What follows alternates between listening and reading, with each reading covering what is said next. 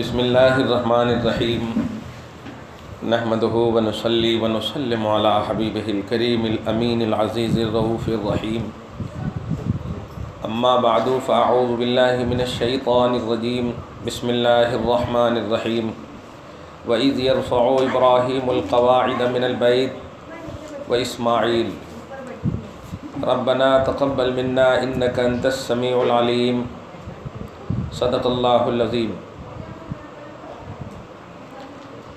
حصول برکت کے لیے دھیرے دھیرے درود شریف پڑھ لیجیے۔ اللہم صلی علی سیدنا و شفیعنا و حبیبنا و مولانا محمد معدن الجود والکرم وعلی آلہ الکرام ابنہ الکریم وآلہ و اصحابہ وبارک وسلم صلی اللہ تعالی علیہ وسلم۔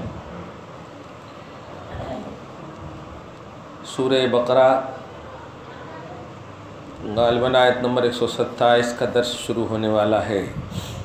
گزشتہ درس سے ہی آج کی گفتگو ریلیٹڈ ہے، توجہ سے سنیے۔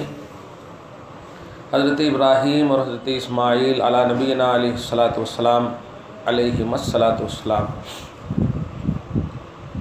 کے حوالے سے ایک بنیادی اور اہم اور ٹھوس عقیدہ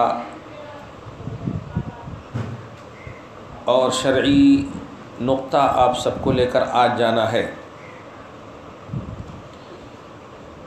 ایک بات اس سلسلے میں یہ ہے، پہلی بات کہ حضرت ابراہیم اور اسماعیل کعبہ کی تعمیر فرما رہے تھے۔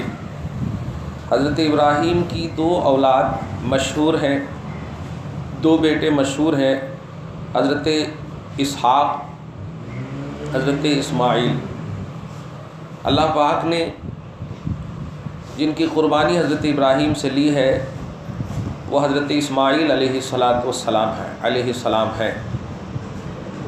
یہی مشہور اور زیادہ راجح قول ہے۔ قرآن پاک کی ترتیبی آیتوں سے یہی ثابت ہوتا ہے۔ حضرت اسماعیل علیہ السلام کو حضرت ابراہیم علیہ السلام بڑی تمنائیں اور آرزوؤں کے بعد بہت زیادہ عمر ہو گئی تھی۔ تقریباً روایت میں آتا ہے کہ 120 سال حضرت ابراہیم کی عمر تھی اور حضرت سارہ کی جو عمر تھی وہ 90 سال کی عمر تھی، اور اس عمر میں حضرت اسماعیل علیہ السلام کو اللہ پاک نے عطا فرمایا۔ اللہ پاک قادر ہے۔ ایک تصور ایمانی یہی ہم سب کو رکھنا چاہیے کہ ہم سب جو تدبیر اور ذرائع اور اسباب وغیرہ بچوں کے لیے چاہے پیدا کرنے کے لیے یا روکنے کے لیے جو اپناتے ہیں، یہ دنیاوی اور ظاہری تدبیر ہے۔ اللہ کا حکم نہ ہو تو ہماری تدبیر کوئی کام نہیں آ سکتی۔ یعنی تدبیر میں بھی خدا کی اجازت ضروری ہے، خدا کی مرضی ضروری ہے۔ اور دوسرا پہلو یہ کہ اللہ پاک عمروں کا محتاج نہیں ہے کہ وہ کسی بھی زاویے سے کب کس کو کیا عطا کر دے گا پتہ نہیں۔ چنانچہ آج ہماری کئی شادیاں ایسی ٹوٹ رہی ہیں کہ 10 سال 20 سال تک بچے نہیں ہوتے تو یا دونوں جانب والے پریشان ہو جاتے ہیں، اور الٹے پلٹی تدبیریں، کبھی تو بیکار عاملوں کے پاس، کبھی تو بیکار دوا اور بیکار ذرائع، یہ ساری چیزیں اپنانے لگتی ہیں۔ یاد رکھیے یہ سب توکل اور ایمان کے خلاف ہے۔ جب اللہ پاک 120 سال کی عمر حضرت ابراہیم علیہ السلام، اور پھر یہ کہ یہ عمر کی کوانٹیٹی ہم کیوں کریں، اللہ پاک بے باپ ماں کے بھی جب پیدا کرنے پر قادر ہے۔ حضرت آدم علیہ السلام کو آپ نے تاریخ دیکھا، حضرت حوا کو بغیر ماں کے، حضرت آدم کو بغیر باپ ماں کے، اور حضرت عیسیٰ کو بغیر باپ کے۔ اب غور کر سکتے ہیں کہ وہاں بے سبب کوئی سبب ظاہر نہیں ہے، پھر بھی اللہ پاک پیدا فرما رہا ہے۔ اور یہاں تو ابھی 10 سال 20 سال شادی کو گزرے ہیں، یعنی سبب ابھی ہے شوہر کی شکل میں۔ تو بندوں کو ایمانی دنیا میں گھٹ رہنا چاہیے، ٹھوس رہنا چاہیے، اور خاص طور سے بڑی مائیں محسوس کریں اس بات کو کہ ایمان کے خلاف ہے، کوئی رشتے پر آنچ نہیں آنی چاہیے۔ 40 سال کیا 50 سال کیا کتنی بھی زندگی گزر جائے، شادی ایک پوتر رشتہ ہے، ایک مہذب رشتہ ہے، اس کو نبھانے کی کوشش کرنی چاہیے۔ اللہ پاک اولاد دے تو اس کا شکریہ ادا کرو، اگر نہیں اولاد دے تو رشتے پر کوئی اثر نہیں پڑنا چاہیے۔ نہ اولاد دینے کی وجہ سے ہمارا رشتہ ٹوٹنا نہیں چاہیے۔ اس کی ایک چھوٹی سی اور مثال دے دوں۔ اللہ پاک نے آپ کے ہمارے نبی محمد رسول اللہ صلی اللہ علیہ وسلم کو صرف حضرت خدیجہ الکبریٰ سے ساری اولاد دی ہے، جبکہ آپ کی بیویاں 11 بیویاں تھیں۔ ایک باندھی حضرت ماریہ قبطیہ سے ایک بیٹا ابراہیم دیا، باقی کسی بیوی سے اولاد نہیں دیا۔ تو اب بتائیے، اولاد وہاں بھی نہیں ہے، لیکن بتائیے تو طلاق کی نوبت ہے۔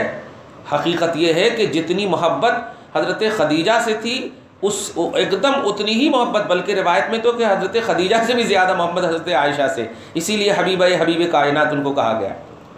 تو ہمارے رشتے میں کمی اور ہمارے رشتے میں اس بنیاد پر کمزوری نہیں آنی چاہیے کہ 10 سال 20 سال گزر گئے ہیں، بچے نہیں ہو رہے ہیں، کیا کرنا، دونوں جانب والے پریشان نہیں ہونا چاہیے، ایک بات۔ اور دوسری سب سے امپورٹنٹ بات یہاں پر جو آج عقیدے کی ہے وہ یہ ہے کہ اللہ پاک نے حضرت ابراہیم اور اسماعیل کے بارے میں فرمایا کہ یہ کعبہ کی تعمیر کریں، جبکہ ابراہیم علیہ السلام کے بیٹے حضرت اسحاق بھی ہیں۔ تو ابراہیم اور اسحاق کا ذکر نہیں یہاں پر فرمایا، وہ میں ایک بنیادی عقیدہ زندگی بھر کا دینے جا رہا ہوں، اس کو کھوس کر رکھنا ماں اور نسلوں میں بھی اس کو آباد کرنا۔ وہ یہ ہے کہ آگے کی ایک عبارت ہے کہ وَمِن ذُرِّيَّتِنَا أُمَّةً مُسْلِمَةً، کہ ہماری ذریت میں سے سب کو مسلم بنانا، مسلمان بنانا، امت مسلمہ بنانا۔ حضرت ابراہیم اور حضرت اسماعیل علیہ السلام نے یہ دعا کی تھی۔ اب جو عقیدہ دے رہا ہوں سنو، اللہ تعالیٰ نے حضرت آدم سے لے کر کے حضرت عبداللہ تک جو حضور علیہ السلام کی اصلیں ہیں، یعنی حضور کے ابا حضرت عبداللہ، ان کے والد حضرت عبد المطلب، ان سے لے کر کے چلتے چلتے حضرت عدنان، حضرت عدنان سے لے کر چلتے چلتے حضرت اسماعیل، اسماعیل سے چلتے چلتے ابراہیم، ابراہیم علیہ السلام سے چلتے چلتے حضرت آدم علیہ السلام تک پروردگار عالم نے سب کو موحد مسلمان امت مسلمہ، نبیوں کو تو نبیاں اور ان کی نسلوں کو اور اصلوں کو، یہ سلسلے جو تسبیحات کی طرح کڑیاں اور شجرے دیکھ رہے ہیں، سب کو اللہ تعالیٰ نے موحد مسلمان بنایا ہے۔ اور سب کے سلسلے میں عقیدہ رکھنا، نہیں سمجھے تو کھل کر بول دو، حضور کے اوپر جتنے بھی ہیں، حضور جن سے آئے دادا پردادا، یہ آدم علیہ السلام تک سب کے سب مسلمان ہیں، سب کے سب مسلمان ہیں۔ کچھ لوگ دھڑلے انداز میں حضور کے باپ ماں کو کافراں کہہ رہے ہیں، استغفر اللہ، جہنمی ہے، ایمان نہیں لائے، اور کیا عقل دوڑاتے کہ چونکہ حضور صلی اللہ علیہ وسلم کو 40 سال کے بعد نبوت ملی اور ان کو تو موقع نہیں ملا، حضور سے پہلے انتقال کر گئے، تو حضور سے پہلے جو انتقال کر گئے وہ کفر پر مرے، استغفر اللہ معاذ اللہ۔ یہ کتنا بڑا خراب لاجک ہے۔ آج کی یہ جو قرآن کی آیت کریمہ جو درس میں ہمارے سنو اور سمجھ میں آئے گا آپ کو۔ وَإِذْ يَرْفَعُ إِبْرَاهِيمُ الْقَوَاعِدَ مِنَ الْبَيْتِ، یاد کرو جب ابراہیم اور اسماعیل علیہ السلام بیت اللہ کے پلروں کو تعمیر کر رہے تھے، بیت اللہ کی تعمیر کر رہے تھے، اور تعمیر کرتے کرتے اپنی وجود مبارک سے یہی کہہ رہے تھے، ربنا تقبل منا انک انت السمیع العلیم، اے اللہ ہم تعمیر کر رہے ہیں، ہماری طرف سے یہ چھوٹا سا نذرانہ ہے، قبول فرما لیں۔ انک انت السمیع العلیم، بے شک تو ہی قبول فرمانے والا اور جاننے والا ہے۔ اب آگے دیکھتے چلے جائیں، آیت نمبر دوسری جو ہے، ربنا وجعلنا مسلمین لک، اے اللہ ہم دونوں کو، دھیان دینا، ہم دونوں کو، پہلی دعا دیکھیے گا تعمیر کعبہ کے بعد، ہم دونوں کو اپنی بارگاہ کا جھکنے والا یعنی مسلمان بنانا۔ ربنا وجعلنا مسلمین لک، مسلم بولے تو ایک، مسلمین بولے تو دو، اور دو وہاں پر حضرت ابراہیم اور اسماعیل ہیں۔ ہم دونوں کو اپنی بارگاہ کا مسلم بنانا، مسلمان بنانا، جھکنے والا بنا۔ اور آگے دیکھیے وَمِن ذُرِّيَّتِنَا، اور ہم دونوں کی ذریت کو امت مسلمہ بنانا۔ کچھ سمجھے اب جملہ؟ یعنی حضرت ابراہیم اور اسماعیل اپنی ذریت کے حوالے سے دعا کر رہے ہیں، ابراہیم اور اسحاق والی ذریت نہیں ہے یہاں مراد، کیونکہ سورہ صافات کے حوالے سے آیت نمبر 127 کے حوالے سے میں کہہ چکا ہوں کہ حضرت اسحاق کی اولاد میں کچھ ظالم بھی ہیں، یہ یہودیاں انہی کی نسلوں سے، اسحاق کی نسلوں سے۔ تو اللہ پاک کے اس جلیل القدر نبی حضرت ابراہیم نے خود اور اسحاق کی نسلوں کو امت مسلمہ نہیں کہا، حضرت ابراہیم نے اسماعیل اور اپنی نسلوں کو، تو کیا مطلب ہوا؟ ابراہیم سے چلے حضرت اسماعیل، اور اسماعیل سے جو نسلیں چلیں گی، اور اسماعیل سے نسل چلی آئی حضرت عدنان تک، اور عدنان سے نسل آئی حضرت عبداللہ تک، اور عبداللہ کے بیٹے محمد ہیں۔ تو اب کیا عقیدہ ملا آپ کو؟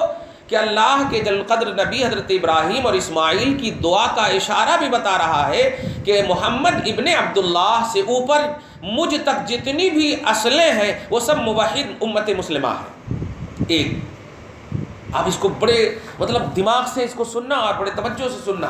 اور کتابوں میں اگر پڑھے ہوں گے کہ بہت سارے, اچھا ایک کتاب ہے فتاوی رشیدیہ میں, کل اس کا مطالعہ کیا, نیٹ سے نکالا میں نے. رشید احمد گنگوہی ہیں, کوئی مولوی ہے, آپ اس کو اگر نام سنے تو ٹھیک ہے, نہیں سنے تو نہیں سننا. رشید احمد گنگوہی ہے, دیوبند سے یہ تعلق رکھتے ہیں. ان سے کسی نے پوچھا حضور علیہ الصلوۃ والسلام کے ماں باپ کے بارے میں, تو انہوں نے کہا کہ دیکھیں جواب دے وہ کفر پر مرے ہیں, اور دلیل کیا دیا کہ حضرت امام اعظم کا یہی عقیدہ ہے. استغفر اللہ معاذ. دو غلطی یہاں پر کرے انہوں, ایک تو خود اپنا نظریہ بتائے, دوسرا امام اعظم پر انگلی اٹھا دی. یاد رکھیے امام اعظم ابو حنیفہ جن کی آپ ہم سب پیروی کرتے ہیں, جو ہمارے ماوا ہیں, مقلد ہیں, وہ کسی بھی کہیں پر بھی کسی کتاب میں نبی پاک صلی اللہ علیہ وسلم کو کیسے کہہ سکتے ہیں جو عہد رسالت سے اتنے قریب ہو, اتنے قریب ہو. ایک کتاب ہے الفقہ الاکبر, اس میں جو ہے ایک عبارت ہے جس کو سمجھ نہ سکی امت. عبارت ہے ماتا علی الکفر. ماتا مانے ہوتا مرا, اور ماتا مانے دونوں مرے, علی الکفر. حقیقت میں وہ ماں ماتا ہے, 2 مرتبہ ماں ہے. اب ایڈیشن میں یہاں پر غلطی ہوئی کہ ایک ماں کو وہ مطلب کتابت کرنے والے خطاطی لوگ نہیں لکھ سکے, یعنی کمپیوٹر والے. اب جیسے MA اگر 2 جگہ ہو تو MA لکھ کر کے نکل گئے, MA لکھ کر کے نکل گئے. تو ماتا علی الکفر نہیں بلکہ ماں ماتا علی الکفر. تو ایڈیشن کی غلطی کی وجہ سے کچھ لوگ نہ سمجھ سکے, اور انہی میں سے یہ مولانا ہے. لہٰذا آپ سب ہم سب دھیان رکھنا, ایک ماں مانے ہوتا نہیں, دوسرا ماتا, وہ 2 بھی کفر پر نہیں مرے. یہ ہے اصل سینٹینس, یہ ہے جملہ. تو ایک ماں کو ہٹا دیے تو ماں مانے نہیں ہوتا, تو اب ماتا علی الکفر کو مانا ہوتا 2 بھی کفر پر مرے. تو یہ غلطی ہوئی ہے. بہرحال ہم آپ کو اتنا عقیدہ دینا چاہتے ہیں کہ حضور کی ماں, اب آپ خود دل پر ہاتھ دھر کے بتاؤ نا, آپ جنت جاؤ گی اپنے بیٹے کی وجہ سے. الحمدللہ اگر آپ کا بیٹا متقی پرہیزگار ہے, آپ کو دعا کر دے جنت چلی جاؤ گی. آپ سوچو کہ آپ جنت جاؤ گی اور حضور کی ماں جہنم جائے گی, تو آپ کو اچھا لگے گا؟ آپ سوچئے ذرا, لاجکلی طور پر بھی سوچئے. جس کے پیٹ سے آپ کے نبی نکلے ہو, آپ عام جنرل بچے کو پیدا کریں, اس کی وجہ سے آپ جنت چلے جائیں, اور وہ سید الکائنات امام الانبیاء والمرسلین جن کی وجہ سے گناہگار بخشے جائیں گے, ان کی ماں جہنم جائے گی. یہ کیسا سینس ہے, کیسا دماغ, کیسی عقل ہے؟ یہیں پر سوچنے کی بات ہے. تو حضور کی ماں کو جہنمی ماننا اور حضور کے باپ کو جہنمی ماننا کتنا بڑا جہنمی تصور ہے. یہ خود ایک جہنم میں لے جانے والا عقیدہ ہے. اس لیے دھیان رکھیے گا کہ یہ تو ہم نے دماغی طور پر, اور آج کی جو آیت کریمہ وَمِن ذُرِّيَّتِنَا أُمَّةً مُسْلِمَةً لَكَ, اور اے اللہ حضرت ابراہیم کہہ رہے ہیں اور اسماعیل کہہ رہے ہیں ہماری ذریتوں کو. یاد رکھیے گا حضور جو ہے حضرت اسماعیل سے نسلوں کے بعد آئے ہیں, تو حضور کی جو اصل ہے وہ حضرت ابراہیم اور اسماعیل کی نسل میں ہے, اور وہی نسل کے لیے حضرت ابراہیم اور اسماعیل نے دعا کیا تھا وَمِن ذُرِّيَّتِنَا أُمَّةً مُسْلِمَةً لَكَ. چونکہ اسحاق کی نسلوں میں یہودیاں ہیں, کافرہ بھی ہیں, تو حضرت اسحاق کی نسل نہیں, وہاں حضرت اسحاق نے نہیں کیا, بیٹے حضرت اسحاق بھی ہیں. تو کیا مل گیا؟ قرآنی عقیدہ مل گیا کہ حضور کی اصلیں حضرت اسماعیل اور حضرت ابراہیم تک, ابراہیم کے والد گرامی حضرت تارخ, اور ان سے لے کر کے حضرت اسماعیل تک, حضرت آدم علیہ السلام تک, یہ سب کے سب موحد مسلمان, جتنی بھی نبیوں کے علاوہ لوگ تھے, سب موحد مسلمان امت مسلمہ ہیں. اور بھی دوسری آیتیں ہیں, لیکن آج کے ہم درس سے ریلیٹڈ بات بتا رہے ہیں کہ امت مسلمہ یہ حضرت ابراہیم اور اسماعیل نے کہا. تو حضور کی تمام اصلوں کو آپ کا عقیدہ رکھنا, عبداللہ بھی مسلمان, ان کی والدہ معظمہ بھی مسلمان, ان کے اوپر بھی مسلمان, دادا پردادا جتنے بھی ہیں مسلمان, نانا پرنانا جتنے بھی ہیں, سب کے سب موحد مسلمان ہے. یہ آپ کو عقیدہ رکھنا ہے.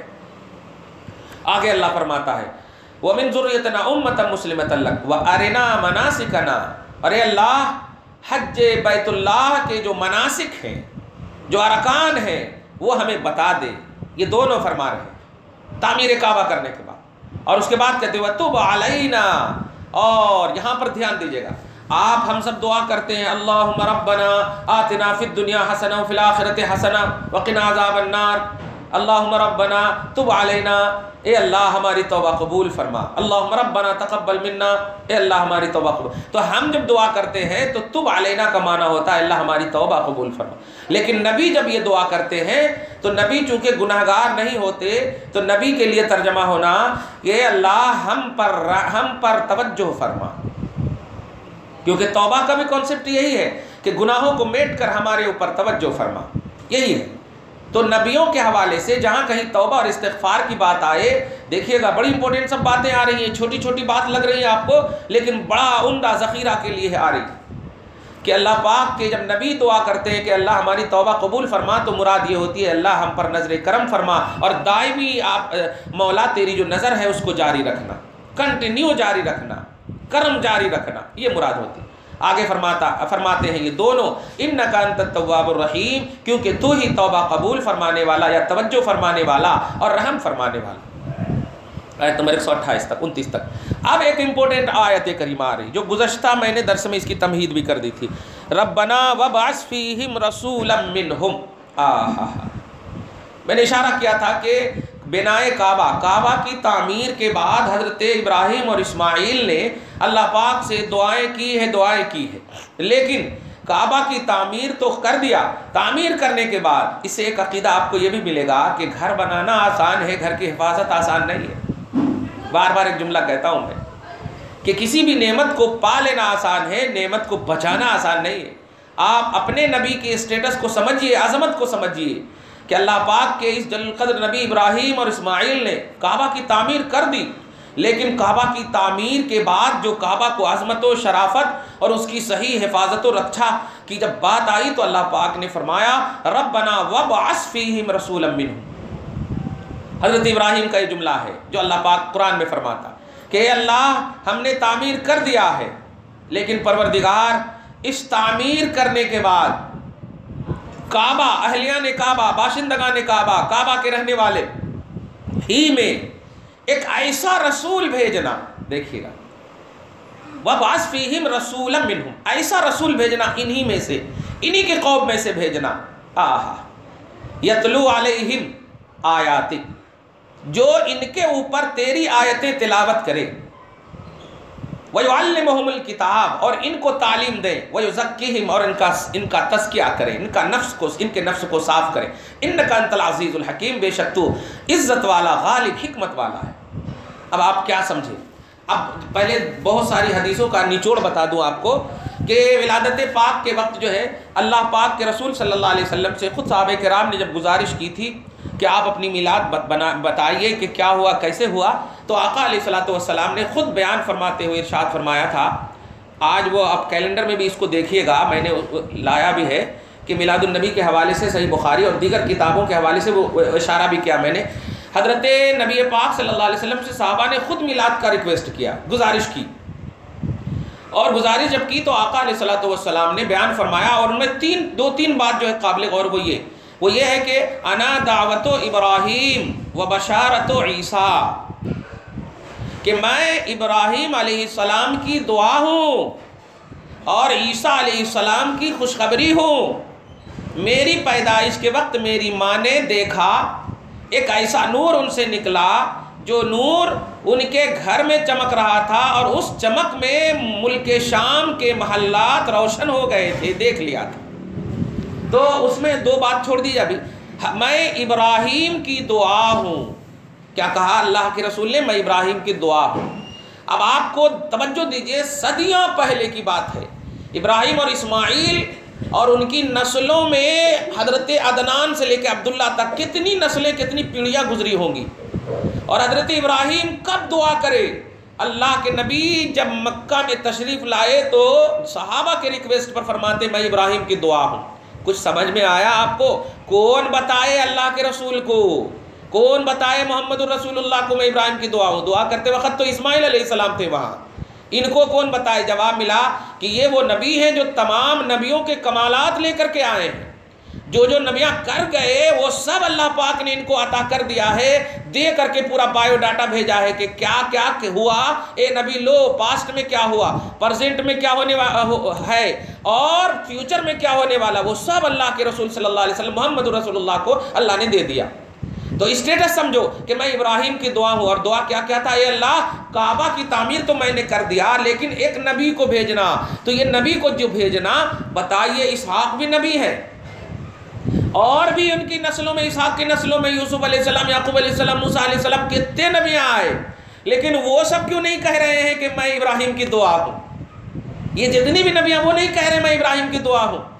اس کا مطلب یہ ہوا محمد الرسول اللہ بھی اچھی طرح جانتے ہیں کہ ابراہیم علیہ السلام نے جو دعا کی ہے وہ دعا کا مصداق میں ہوں، اور وہ دعا میرے اوپر فٹ ہوتی، اور ابراہیم کی بھی نیت میں حضرت محمد الرسول اللہ صلی اللہ علیہ وسلم ہیں۔ کیا سمجھے آپ تو الحمدللہ پڑھے لکھے شاعر میں ہو، سمجھ گئے ہوں گے، اچھے سے اسٹیٹس سمجھ گئے ہوں گی کہ تعمیر حضرت ابراہیم نے کیا، لیکن تعمیر کرنے کے بعد کعبہ کو صحیح شرف جو ملنے والا ہے وہ محمد الرسول اللہ کی آمد سے ملنے والا، صحیح جو حفاظت و رکھا ہونے والی ہے وہ محمد الرسول اللہ صلی اللہ علیہ وسلم۔ ورنہ آپ ذرا سوچو کہ ابھی محمد نہیں آئے، کتنے انبیاء آ گئے، عیسیٰ علیہ السلام حضور سے پہلے، ان کے اوپر جتنے بھی انبیاء آئے، لیکن آنے کے باوجود عیسیٰ علیہ السلام کو اللہ پاک نے اٹھایا۔ بات کیا ہے کہ جس کعبہ کی تعمیر کے وقت اللہ پاک سے وہ دعا کر رہے ہیں، یقیناً دعا قبول بھی ہوئی ہوگی، کعبہ پوتر جگہ ہے، مہذب اللہ کا گھر ہے، لیکن محمد کے آنے سے پہلے اس کعبہ کے اندر 365 بتاں رکھے ہوئے ہیں۔ اللہ کیسے گوارا کر رہا ہے، کیسے گوارا کر رہا ہے؟ اور جتنے بھی انبیاء کرام آئے، آنے کے بعد وہ سب کیوں نہیں ہٹائے پٹائے، صاف ستھرا کیوں نہیں کیے؟ جواب ملا نہیں، کعبہ کی صحیح عظمت دینے والی ایک ہی ذات ہے، وہ ہے محمد الرسول اللہ صلی اللہ علیہ وسلم۔ یہ میرا مقصد طے ہو چکا ہے۔ تو آپ سمجھو ماں کہ کسی بھی گھر کی تعمیر اور چیز ہوتی ہے اور اس گھر کی حفاظت اور ہوتی ہے۔ تو نعمت ملنا، حفاظت کرنا، یہ دو الگ الگ چیز ہے۔ رسول اعظم صلی اللہ علیہ وسلم تشریف لائے، جس کعبہ کی طرف چہرہ کر کے آپ ہم سب نماز پڑھتی ہو، وہ کعبہ نبی کے آنے سے پہلے بھی کعبہ تھا، لیکن اس کعبہ کو وہ اسٹیٹس، وہ عظمت نہیں ملی تھی جو آپ کے اور ہمارے نبی کی آمد سے ملی۔ لہٰذا کعبہ کو قبلہ بنایا جانا یہ اپنی جگہ مسلم ہے، مگر اس سے پہلے اس کعبہ کی صحیح عظمت دینے والے محمد الرسول اللہ کو اپنا قبلہ ایمان اور اپنا قبلہ حیات ماننا پہلی ضروری ہے، پہلی ضرورت ہے۔ تو اب آپ کو پوری گفتگو کا خلاصہ آج کے اعتبار سے یہ ملا کہ حضور علیہ السلام کی آمد بہار یہ تمام انبیاء کرام بشمول خصوصاً حضرت ابراہیم اور حضرت اسماعیل نے جو کعبہ کی تعمیر کی، اور اس کعبہ کی تعمیر کے وقت جو اللہ سے دعا کی تھی وہ حضور علیہ السلام کی آمد کی دعا کی تھی۔ اور اچھا اسٹیٹس بھی بتا دیا تھا کہ ایسے رسول کو بھیجنا جو ان میں تیری آیتوں کی تلاوت کرے۔ ابراہیم علیہ السلام کس کی آیت تلاوت کر رہے تھے؟ وہ نبی تھے تو تلاوت تو خدا ہی کی آیت کی کر رہے ہوں گے نا، تو پھر جب وہ کر ہی رہے تھے تو پھر یہ الگ سے بیان کرنے کا مقصد کیا ہے؟ آپ سمجھیے، باپ ہو کر کے بیٹے پر کیسا فخر محسوس کر رہے ہوں گے۔ ماں محسوس کرو، آپ والدین عظمت و برتری کا تاج لو، اپنی اولاد پر فخر کرنے کا موقع ہو تو اس طرح فخر کرو۔ محمد الرسول اللہ نسلوں میں تشریف لا رہے ہیں، ظاہری طور پر حضرت ابراہیم کی، لیکن ابراہیم فخر کر رہے ہیں کہ مولا ایک رسول کو بھیجنا جو تیری آیت کی کما حق تلاوت کر سکے۔ ہم تو تلاوت کرتے ہی ہیں، لیکن تیرا مقصد ہم جانتے ہیں کہ تو کس کی تلاوت زیادہ پسند کرتا ہے، وہ محمد ہے صلی اللہ علیہ وسلم۔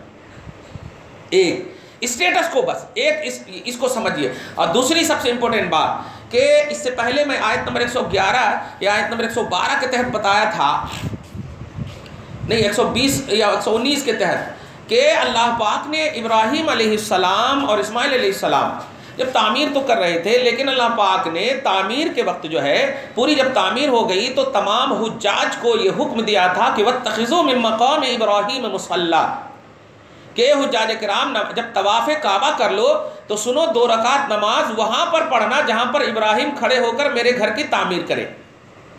اس وقت ایک لاجک بتایا تھا میں نے کہ یہ بتائیے جب گھر کی کوئی تعمیر کرتا تو کیا ایک ہی جگہ کھڑے ہو کے کرتا؟ جب پلراں 4 ہیں تو چاروں طرف گھومنا پڑتا نا ان کو، لیکن ایک ہی جگہ کو کیوں اللہ پاک نے کہا کہ اس جگہ کو مقام ابراہیم کو کھڑے ہونے، ابراہیم علیہ السلام کے کھڑے ہونے کی جگہ کو عبادت گاہ بناؤ، نماز کی جگہ بناؤ۔ میں کبھی کبھی ایک جملہ کہتا ہوں کہ عبادت سے افضل محمد صلی اللہ علیہ وسلم کا خیال ہے، تصور ہے، آقا کو یاد کرنا سب سے بڑی عبادت ہے۔ تو کچھ لوگوں کو تکلیف ہوتی ہے، آپ آج سمجھ لو قرآن کی آیت سے مصلی بولتے ہیں صلاۃ کی جگہ کو، جہاں پر نماز کون تو پڑھتے، جیسے آپ ابھی نماز پڑھیں گے نا، جہاں پر چاہے یہ مصلی بچھائیں یا نہ بچھائیں، آپ کی نماز پڑھنے کی جگہ کو مصلی کہتے ہیں۔ جیسے مسجد سجدہ کرنے کی جگہ کو، مشرق سورج نکلنے کی جگہ کو، مغرب سورج ڈوبنے کی جگہ کو، تو مصلی بھی صلاۃ پڑھنے کی جگہ کو بولتے۔ تو مصلی کہا اللہ پاک نے کہ جہاں پر ابراہیم کھڑے ہیں اس کھڑے ہونے کی جگہ کو مصلی بنانا، نماز کی جگہ بنانا۔ اب آپ بتاؤ، آپ حدیث میں سنے ہوں گے کہ اللہ پاک کے رسول نے ساری روئے زمین کو امت محمدیہ کے لیے مصلی بنا دیا، جہاں پر پڑھو مسجد بنا دیا، نماز ہو جاتی، پاک صاف رہنا چاہیے۔ اب آپ غور کیجئے کہ ابراہیم علیہ السلام چاروں بغل گھومے، چاروں بغل عمارت کی تعمیر کرے، چاروں بغل کعبہ کی تعمیر کرے، رکن یمانی، رکن اسود، رکن عراقی، رکن شامی، یہ سب چاروں ارکان جتنے بھی پلرائیں آپ گئے ہوں گے حج کو تو چاروں طرف ہے نا، اور گھراں تو چار طرف سے ہوتے ہیں، لیکن اللہ پاک نے ایک ہی جگہ کو کیوں کہا کہ اس جگہ کو بنانا؟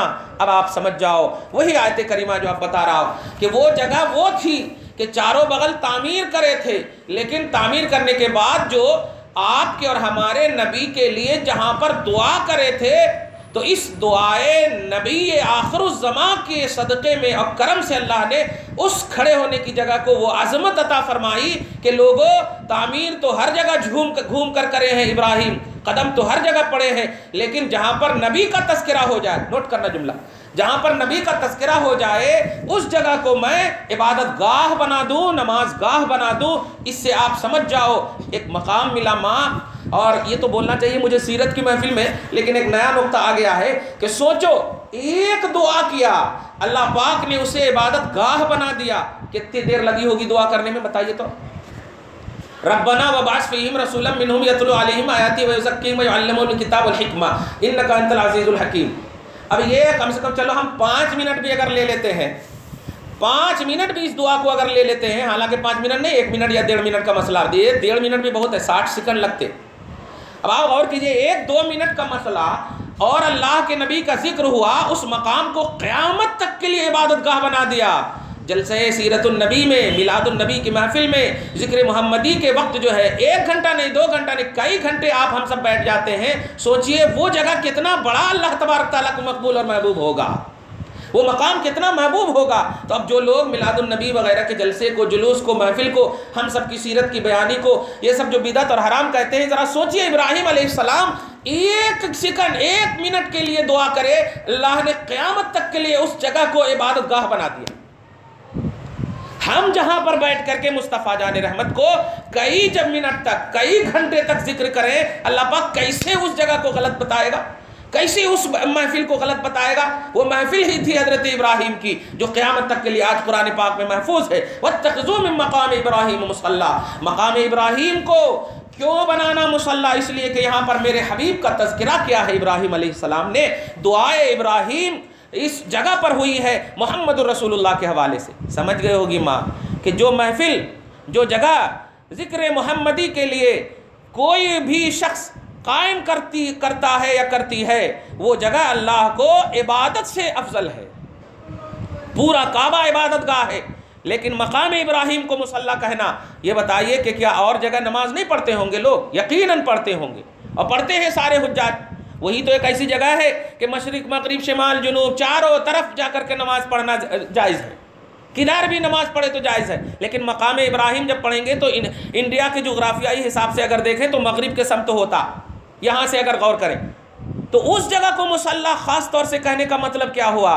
وہ جگہ میں کوئی خاص خصوصیت ہی تو ہوگی، وہ خصوصیت ہے حضور علیہ الصلوۃ والسلام، یعنی آپ کے اور ہمارے نبی محمد الرسول اللہ صلی اللہ علیہ وسلم کے تذکرے۔ تو 5 منٹ نبی کا تذکرہ، دعائے نبی، صرف نبی کی آمد کا تذکرہ 2 منٹ 5 منٹ کرے، مصلی اللہ نے بنا دیا، عبادت گاہ بنا دیا۔ ماں مصطفیٰ جان رحمت کے تذکرے کے عظمت کو سمجھنا، کبھی بھی تذکرہ کرنا تو سمجھنا کہ وہ محفل بہت ہی عظمت والی ہے اللہ کی بارگاہ میں، بہت ہی مطلب آتھنٹک عبادت ہے، مقبول والی عبادت ہے، جس کی سند اللہ پاک نے قرآن میں اتاری ہے۔ تو اب اس سے ایک پورا عقیدہ مل گیا کہ امت کا کوئی بھی طبقہ ذکر محمدی کے لیے، سیرت بیانی کی محفل میں جانے کے لیے روکے وغیرہ، تو سمجھ جاؤ کہ اللہ پاک کی مقبولیت اور محبوبیت کے لیے آپ کو ہم سب کو روک رہا ہے۔ دعا ہے پروردگار عالم آپ کو ہم سب کو صحیح فکر کے ساتھ زندگی نصیب فرمائے۔